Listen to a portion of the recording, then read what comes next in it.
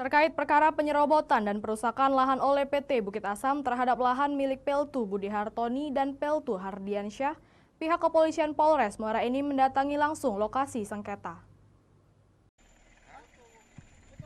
Polres Muara Enim melakukan pengecekan ulang lokasi terkait perkara dan laporan dugaan penyerobotan dan perusakan lahan oleh PT Bukit Asam terhadap lahan milik warga, yakni lahan milik Peltu Budi Hartoni dan Peltu Hardiansyah di dataran Sungai Air Abang dan Air Petai, Desa Tanjung Raja, Kecamatan Muara Enim.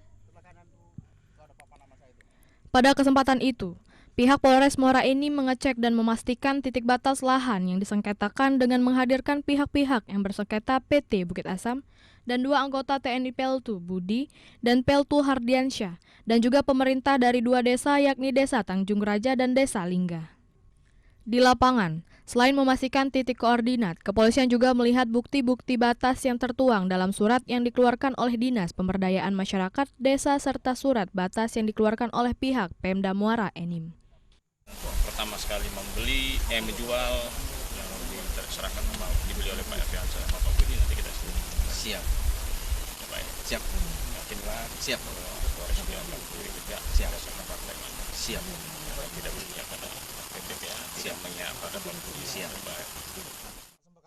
Sementara itu, Peltu Budi Hartoni mengatakan peninjauan ini dalam upaya penyelesaian kasus dugaan penyerobotan lahan oleh oknum PTBA.